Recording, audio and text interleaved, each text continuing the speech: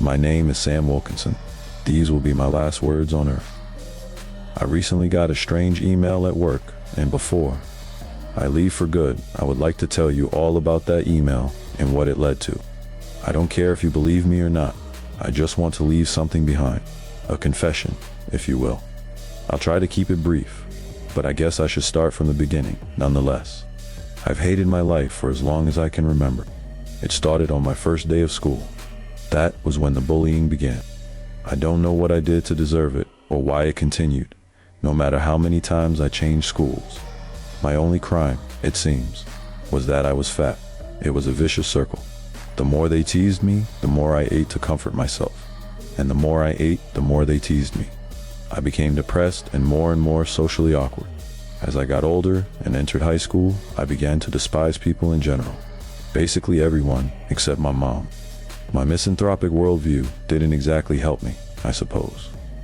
Let's just say my personality became less than lovable. I never moved away from home, and I spent most of my days in my mom's basement playing old video games. Such was my life. I'm already talking about it in past tense. My God, that's still my life. My biggest shame, my biggest guilt, is that my miserable condition made my poor mom unhappy. I've seen pictures from right after my birth. My mom looked at me with so much joy in her, then young eyes. At that time, she couldn't imagine what a worthless shadow of a person I would become. She imagined something different. She thought that little boy would grow up to become a man who eventually would give her grandchildren. She didn't think it would grow up to be me. I never learned any skills other than playing video games. So for the longest time, I couldn't get a job. But that was how I liked it. I didn't want to be around people. However, about 3 years ago, my mom forced me to educate myself so that I could find work and help out with the rent that kept on getting higher and higher.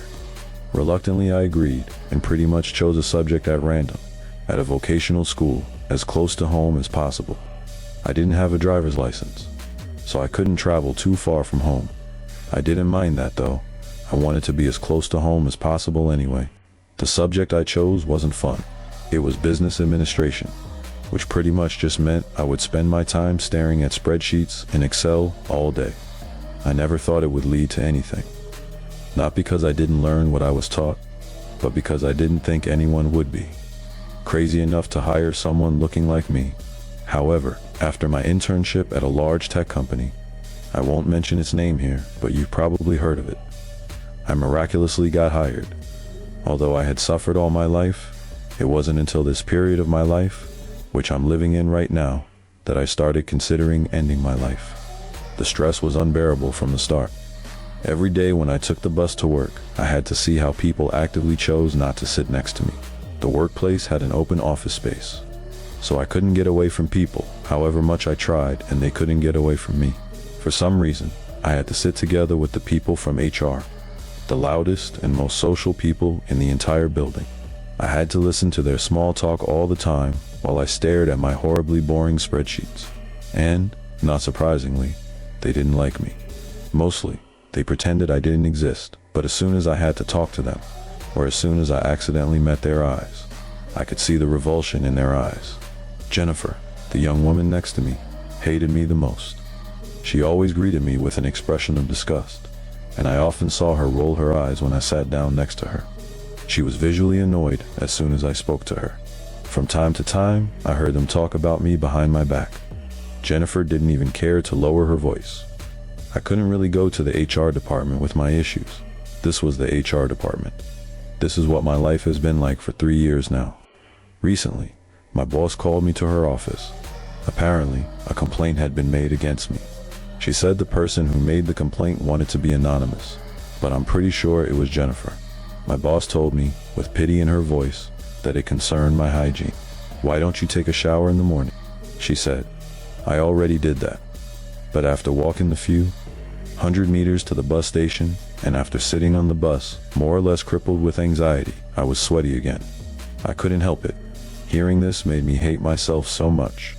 My suicidal thoughts skyrocketed. The only thing that prevented me from actually killing myself was how much it would have hurt my mom. I couldn't do that to her. But guess what? A week ago, my mom died. When I came home from work, I found her on the floor of the living room. I could tell she had been lying there since early morning, because she still had her dressing gown on. She was still alive, but she couldn't speak anymore. She gurgled with a confused look on her once so beautiful face. I called the ambulance immediately. She died at the hospital later that night. The doctor told me she had suffered a massive stroke. Of course, this would have been devastating for anyone, but for me, it pretty much meant the end of my life. From my perspective, this world didn't have any decent people in it anymore. My boss didn't let me off work, not even to grieve my own mom.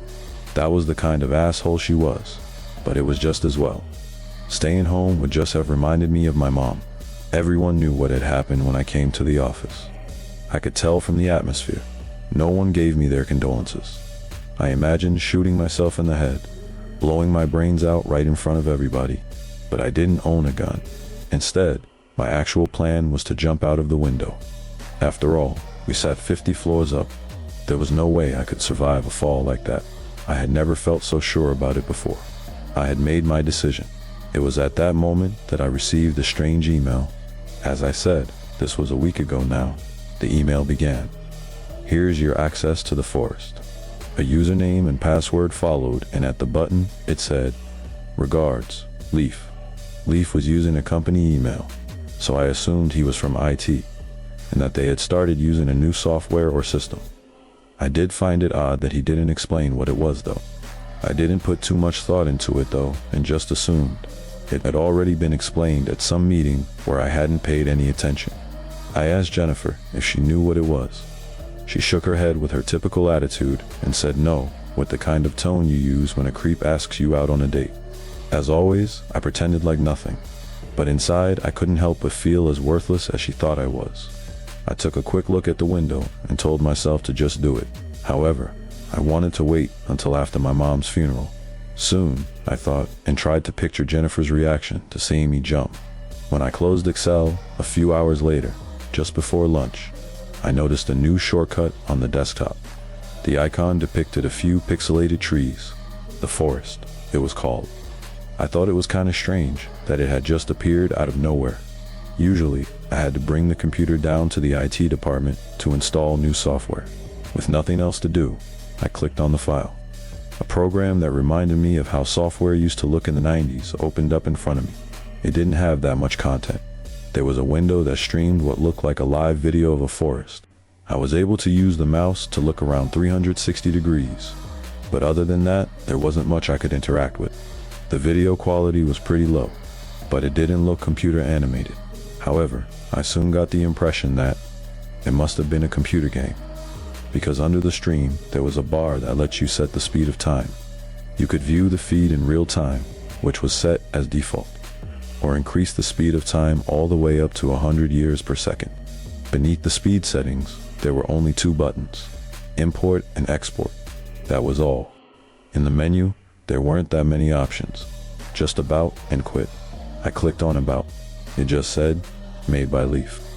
I played around with the program and pressed import. Surprisingly, a catalog with all the employees of my company popped up. I figured it was connected to Outlook, where a similar catalog was accessible. There was a search bar to make it easier to find who you were looking for. I looked up and saw my boss walk by. I closed the program immediately. I went home that day without opening the program again, afraid that my boss would ask me back to her office again. At home, I didn't think that much of the forest. I had more pressing things on my mind, to say the least. I was going to inherit my mom's house, but not that much money. I knew I would never be able to pay the rent and the other expenses by myself, and I didn't have any motivation to do anything about it. Thinking about this, I lay down on the sofa in the living room, looking at the spot on the floor where I had found my mom reduced to a confused shell of her former self. From now on, I wasn't just falling apart mentally, but physically as well. Soon, I would lose the house and, most likely, end up on the street. I didn't plan on doing that though. I fell asleep and saw the window at work in my dream. It wasn't a nightmare. The nightmare would start as soon as I woke up. Next day, I came to work 1 hour earlier than everybody else. Usually, I avoided coming in that early. But now, I didn't really want to spend too much time at home. Seeing the shortcut to the forest on my desktop made me curious again. I opened it. Everything looked the same, except it was nighttime in the forest now. The moon, more orange than our own moon, shone a sandy yellow on the leaves of the trees. I increased the speed of time to a few minutes per second. Nothing changed, but I soon realized that the clouds passing in front of the moon moved faster than before. Neat, I thought, without any actual emotion attached to it. After that, I tried to press the export button. The same kind of window opened up as when I'd pressed import, but with no names in it. I went to the import window, looked at the list of names, and pondered what this was all about. Eventually, I decided to humor myself and searched for Jennifer. I selected her name and pressed import. A dialog box showed up. "Are you sure you want to import Jennifer Norman into the forest?" I pressed yes. Jennifer's name disappeared from the list. I chuckled to myself, although I couldn't muster any actual joy, thinking that this program must have been some pretty funny inside joke down at the IT department. I went to the export window again. As I expected, Jennifer's name could be seen there now. Suddenly, my boss entered the office, together with one of our colleagues. I quickly shut down the forest, opened Excel, and pretended to work. More and more of my colleagues arrived, but not Jennifer. First, I thought she was late for work, which wasn't unusual for her. And when she hadn't shown up before lunch, I assumed she was sick. I had a burger for lunch down the street. They didn't serve the best food, far from it, but it was the only place where I knew no one from work would eat. In the year 2525 played from the ceiling. I sat there, eating my burger and drinking my soda, while I listened to the song and thought about jumping out of the window. I thought I would do it at the end of the week, maybe on Friday, one day after the funeral. Back at work, my boss came to the HR department and asked if anyone had seen Jennifer. Apparently, she hadn't called in sick after all. It wasn't until now my brain went to that impossible place. Did this had something to do with what I had done in the program? Obviously not, but just in case. In some superstitious carefulness, I opened the forest and exported her. "Are you sure you want to export Jennifer Norman from the forest?" "Yes." She disappeared from the list and appeared among the names in the import window again. 1 hour later, Jennifer stepped into the office. I figured she had just been late after all, just unusually so. As she got closer, something seemed off about her though. One of my colleagues, a friend of hers, stood up and ran toward her. "Jennifer," she exclaimed. "What happened to you?" I looked up to see the interaction. I don't know. Bella, I overslept. Jay just woke up en route, and I got here as quickly as I could, but I don't think I'm well. I think I have to talk to the boss about what happened to your face. Bella continued without listening. "Is that real? And your clothes. Have you seen yourself in the mirror today?" My God. I looked at Jennifer's face. It was crossed by a pretty nasty scar. Her clothes looked old and torn, almost as if she had had them on forever. "What do you mean?" Jennifer said, and brought her hand up to her face. "What?" She ran into the bathroom, presumably to look herself in the mirror. And a few seconds later, she screamed and came running out crying. Everyone stood up, even me, and watched her leave the office in a panic. At that moment it dawned on me. The time, it was set to several hours per second in the forest. I did some quick calculations in my head. If this had anything to do with me importing her, she would have been inside the forest for more than 3 years. While I sat and ate my burger down the street, listening to, in the year 2525, she had spent years inside. But it couldn't be real. That would have been ridiculous. Jennifer didn't come back to the office the next day. Her husband, I soon understood from the inevitable gossip, had called in and said she wouldn't be able to come back to work for a while. I arrived at the office, even earlier this day. I opened the forest. It was still set to a few hours per second. I pulled it back to real time. Some birds, larger than any birds I've ever seen, flew in formation in the sky. I sped up time again, this time to a few days per second.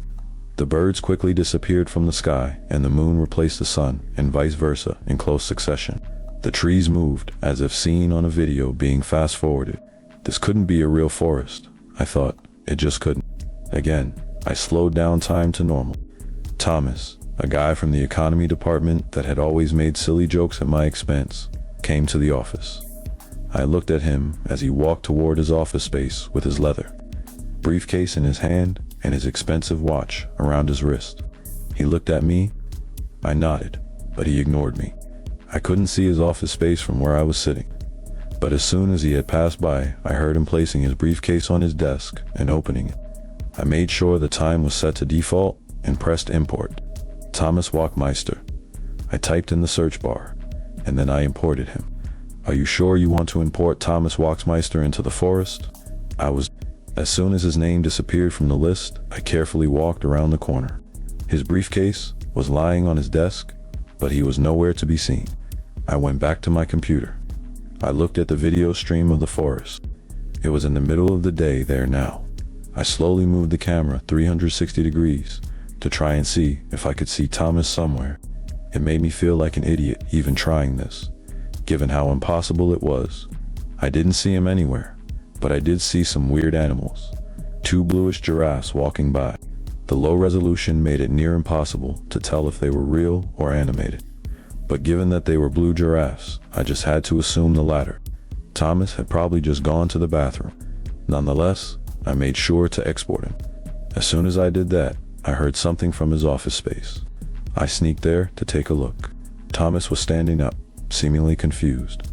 His usually water-combed hair was scruffy, as if he had just woken up. "Hey, Thomas," I said. He looked at me, surprised he wasn't alone. I think I fainted," he said, blushing a little. "What do you mean?" I said. "Are you okay?" "Well, I was just about to turn on my computer when suddenly I was lying on the floor." "Really?" I looked down, trying to come up with something to say. "Do you remember anything from the last couple of minutes?" He looked at his watch. No, I blacked out." I excused myself, telling him it probably wasn't anything to worry about, and went back to my computer. I felt a bit excited, although I still didn't dare to believe. My colleagues started dropping in, and I couldn't open the forest again for the rest of that day without anyone seeing it. During the day, there was some more talk about Jennifer. Most of what I heard seemed to be rumors. No one talked to me about it, of course, but it was difficult not to hear the whispers around me. One of Jennifer's closest friends at the office said she had called her and that it had been difficult to understand her. She had been obsessed with a certain nightmare that had returned to her as soon as she fell asleep. Something about being hunted by monsters deep inside a forest. It all started to seem too strange to be a coincidence. Was I responsible for Jennifer's condition? It made me feel weird. On the one hand, I never imagined myself doing something to harm anyone. I've never been a violent guy. But on the other hand, thinking that one of my tormentors had been forced to spend 3 years alone inside of a monstrous forest gave me some kind of satisfaction. I didn't dare to import anyone else the next day. I continued to contemplate my suicide, but more often than not, those thoughts were interrupted by my thoughts about the forest. I spent 2 days looking at it, playing with the speed of time. I increased it to the max, and saw the seasons flicker in and out. The trees grew, died, and were replaced by new trees. At one point, there was a flash of light, and all the trees were suddenly gone. I slowed down the speed. There had been a huge fire, it seemed. I sped up time again, and after maybe a minute, the trees grew up again, and soon it was as if nothing had happened at all. The animals didn't return as quickly though, but eventually, they came back as well. Most of the creatures I saw reminded me more of monsters than of animals. I saw an enormous white centipede with hundreds of red eyes. I saw some kind of snail, or blob, devouring a creature that reminded me of a huge stick insect. At one point, one of the blue giraffes came close enough to the camera for me to see that it didn't have a head, just randomly placed mouths along its neck, all filled with vicious teeth. Sitting in the safety of my office, watching these horrific creatures hunting each other on my screen gave me an odd feeling of coziness, like being inside during a storm. And there were a lot of storms inside of the forest.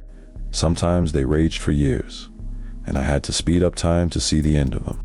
When turning the camera upward during these storms, I could see a purple nuance within the heavy clouds. All of this mesmerized me to such an extent that I didn't think much of the window, but I still knew that my life was over and that I didn't really have a choice. During yesterday, I continued to observe the forest. Again, I pressed about, made by Leaf. Who was he? I spent the better part of the day trying to figure that out. I opened his email to me again, copied his email address, and tried to find him in the list of employees. However, he didn't show up. Even though he had one of the company's email addresses, he didn't seem to be registered as an employee. I checked documents going several years back, but without any luck. The name Leaf never came up. I thought he might have resigned, but he should still have been seen in some of the records I checked. Eventually, I gave up trying to find him and went home without getting any significant work done that day at all. Today, I was supposed to attend my mom's funeral. It would have been an important day for me, a day that could have given me some kind of closure. However, my boss wouldn't give me the day off. She said I hadn't sent in my application for taking the day off in time, and perhaps she was right. But, it was my mom's funeral, for crying out loud. Of course, I planned on just calling in sick and going anyway. But something in me just snapped when she did this. I couldn't take it anymore. It had to stop. My boss, my colleagues, and the company at large was a cancer, not just in my life, but on society as well. All the hate I had built up over the years suddenly surfaced in a way I didn't think possible. Before this day, I had no idea how it felt to be one of those guys who come into the office one day with a machine gun. But now I did. Of course, I didn't own a machine gun, but I had something else. The forest. I arrived early at the office. I knew that most of my colleagues were still asleep. Today, they would wake up to a new surrounding. For some reason, my boss was in her office though. She couldn't see me from where she was, but I could hear her on the phone. It seemed to be an important call, and it was probably the reason she had come to work so early today. I opened the forest. A storm poured its purple rain over the trees. For a few seconds, I hesitated. My plan was simple. I would import the people I hated, which was pretty much everyone, into the nightmare on my screen, and then I would open the window and end my own life. Knowing that all of the despicable people in my life would be consumed by monsters, one by one. In a way, it was symbolic to do it on the day of my mom's funeral. My hesitation didn't last long. I pressed import and typed in the name of my boss in the search bar. The program asked if I was sure. I listened to her voice while she was talking to the phone and clicked yes. Yes, I know about the recession, but we still have to. She suddenly went silent. It gave me goosebumps. I walked to her office. The phone was lying on her desk. I could hear a man on the other end of it. Hello. Where did you go? I hung up the phone and returned to my own desk. I looked around in the forest, but I didn't see my boss anywhere. After this, I started to import the rest of my colleagues, Jennifer included. It gave me the kind of enjoyment I suppose anyone would feel, finally getting back at their enemies. Since I was going to kill myself, I didn't really consider the consequences of my actions. I just let my destructive impulses guide me completely. After I had imported the entire HR department, I couldn't stop myself. Instead, I continued to import people at the company. Fuck you, fuck you, fuck you, I said to myself while I imported people I didn't even know. It was enough for me that they worked at the company. My hate had consumed me at this point. After a while, people started showing up on the screen. Jennifer was walking around in front of the camera. She stepped up to it and screamed something. But since there wasn't any sound, I couldn't tell what she was saying. And then something came down from the sky and grabbed her. She fell down a few meters away, seemingly still alive. After that, I saw 3 men, still in their pajamas, running past the camera, hunted by what looked like a spider. But that was really just 8 legs coming out of the back of a corpse belonging to one of the blue giraffes. I don't know why. Perhaps the severity of the situation became more obvious now when I could actually see the people in the forest. But I started to cry. It was a cry mixed with so many different emotions, but mostly with sorrow and hate. But I kept importing people. After a while, I realized that I could select more than one person at a time. I selected a random amount out of the thousands of employees on the list. Are you sure you want to import 167 subjects into the forest? Fucking yes. I felt empty inside after I clicked yes. Like nothing mattered to me anymore. My last sliver of humanity had finally been lost. With a cold heart, watching my confused colleagues seeking safety from the storm in the forest, I increased the speed of time to a few days per second. It went too fast for me to see anyone. Suddenly, a dialogue box popped up. James O. Nilsson is about to expire. Do you wish to export? I pressed no. Now I knew I had killed. This happened a few more times until I just put the speed at maximum. Immediately, a new dialog box appeared. 210 subjects are about to expire. Do you wish to export? Again, I pressed no. I went to the export list and saw that it was empty. I considered importing even more people, but decided my deed was done now. There was only one thing left to do for me. I looked at the window. My decision to jump didn't have that much to do with what I'd done. It wasn't a coward's escape from the police or anything. I knew that no one would be able to figure out where all those people went anyway. I would never get caught. My suicide was supposed to be the end of my suffering, and that was why I still planned on going through with it. And now was the time. Before I walked up to the window that I had fantasized about jumping out of for so long, I dragged the speed back to normal in the program. It was a sunny day in the forest.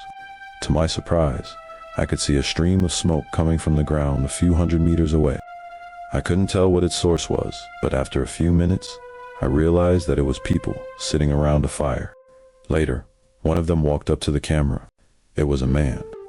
He was wearing an animal skin and carrying a spear. A woman walked up next to him.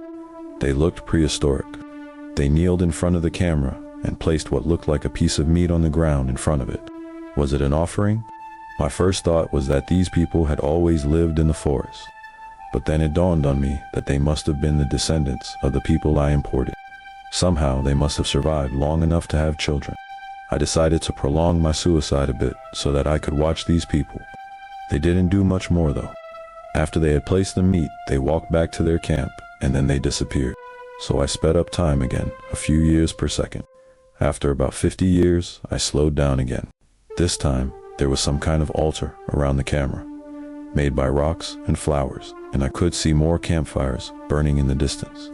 I was fascinated by the fact that these people lived so primitive lives, given that their forefathers were modern people. I then realized that everyone I had imported into the forest had been office workers. Their knowledge of Excel wouldn't have been very useful in the wild. With a burning curiosity, I sped up time once again. This time, I allowed for a few hundred years to pass. When I put the speed back to default, the first thing I noticed was that the altar had been changed. This time, it looked more like a structure, stones placed upon each other, but still in a primitive way. The people looked about the same, still wearing animal skins as clothes and wielding spears. This time, however, I noticed a woman carrying what looked like a bow and arrows. They were still in the Stone Age though. So I sped up time yet again, and this time I let approximately 3,000 years pass before I returned the settings to normal again. This only took half a minute on my end, with the speed setting put at maximum. To my surprise, the inhabitants still hadn't surpassed the Stone Age. The altar was a bit more advanced though. It now resembled Stonehenge. A bit disappointed at their slow development, an idea formed in my head. Now driven by curiosity more than hate, I pressed import again. I knew I was about to change someone's life with my actions, and do so without their consent, but it somehow didn't feel like a big deal anymore. I suppose I had gotten used to it by now. I looked up the smartest people I knew among the employees. There was only 3 of them. Depressing, I know. A medical doctor who had changed her career midlife, an engineer who had worked on some of the company's more experimental projects, such as the development of more sustainable energy sources, and a cleaner who had worked as a dentist in her home country. I imported them and sped up time for a few minutes, letting half a century pass in the forest while I barely had time to scratch my head. This time, things had changed dramatically. The people didn't seem to live like nomads anymore, but in villages. At least, there was a village built around the camera, so I assumed there must have been more of them. Finally, it looked like the inhabitants had become farmers. They were using carts with wheels, and I even saw them riding the blue giraffes like horses. The small guilt I had felt when importing the 3 more knowledgeable individuals quickly disappeared when I saw what they had contributed to during their stay inside the forest. I spent about an hour watching the people in the village until I sped up time again. I took my time since I knew my colleagues wouldn't come in for work today. When I set the speed back to normal, the people were living in what could only be regarded as a town. It still looked like the village, but it was bigger and had objects made of metal in it, such as weapons and tools. Perhaps this was the Bronze Age. About 20 people, dressed in white robes, were praying around the camera. They reminded me of a mixture of Hindus and Muslims. Their religious devotion to the camera made me feel important in a way I've never felt before. After all, these people wouldn't have been born without me. In a way, I truly was their God, and a part of me felt like it. I sped up time, and once again, I noticed that nothing much happened. Development was slow. At one time, the camera was trapped within a set of walls. I couldn't see anything. But, since I was watching the forest at a speed of 1 year per second, the walls quickly disappeared. Why had they been there?